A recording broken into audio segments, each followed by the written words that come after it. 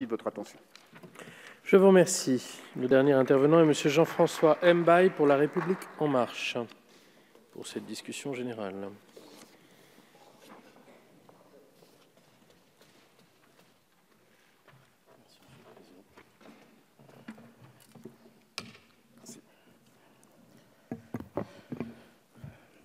Monsieur le Président, Monsieur le Ministre, Madame la Présidente de la Commission des Affaires étrangères, Madame la rapporteure, mes chers collègues. Nous, députés de la Nation et particulièrement ceux de la Commission des Affaires étrangères, nous avons ce soir une responsabilité particulière. Les mots que nous prononçons dans cet hémicycle, le sens que nous donnons à nos gestes, le poids que nous donnons à nos engagements dépassent les murs de cet hémicycle. Lorsque nous examinons ces conventions, ils trouvent une résonance particulière auprès de nos compatriotes, mais également au-delà de nos frontières. Ils sont écoutés, traduits, interprétés. Ils viennent s'ajouter à la voix du Président de la République pour former la voix de la France. Or, comme le disait Romain Gary, l'incompréhension va toujours plus loin que tout le savoir, plus loin que le génie, et c'est toujours elle qui a le dernier mot.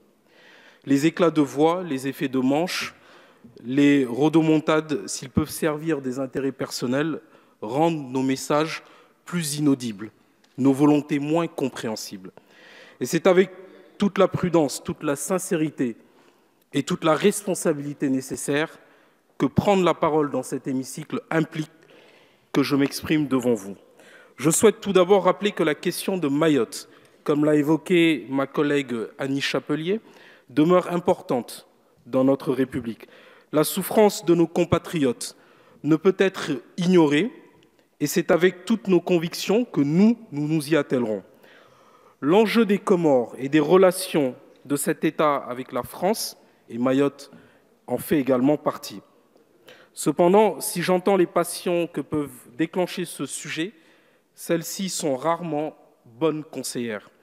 Le texte que nous analysons aujourd'hui ne viendra pas régler tous les problèmes qui ont pu être évoqués en commission ou lors de ce débat. Il vient cependant apporter une nouvelle pierre à un édifice que nous devons construire en partenariat avec les Comores.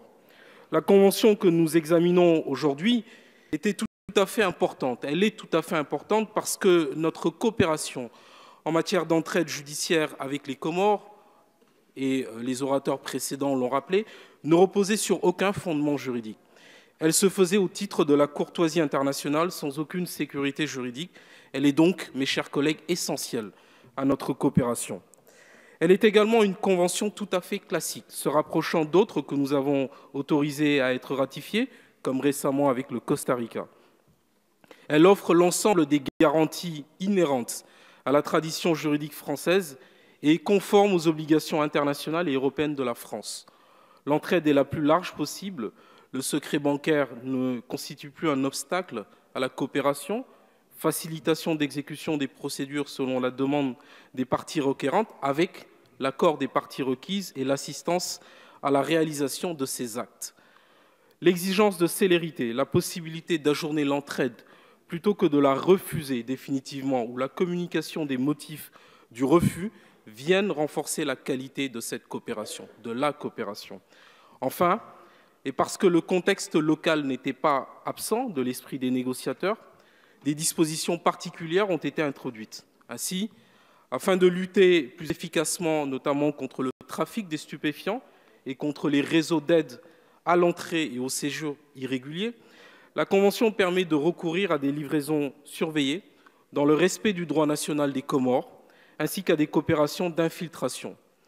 Le texte offre en outre de larges possibilités en matière de gel des avoirs, d'identification et de confiscation des produits et des instruments des infractions. Mes chers collègues, pour conclure, ce texte répond à des objectifs précis et vient apporter des réponses proportionnées dans le respect de notre droit et de celui de l'État des Comores. C'est pour cela que personnellement, je voterai ce texte, que mon groupe politique le votera, et il est un pas dans l'amélioration de nos relations avec les Comores et du travail que nous devons mener avec Mayotte. Je vous invite donc à voter ce texte. Je vous remercie. Je vous remercie, Monsieur Mbaye. La discussion générale est donc close. J'appelle maintenant dans le texte de la commission l'article unique du projet de loi sur lequel j'ai une demande. Oui, j'ai une demande de prise de parole sur l'article et une demande de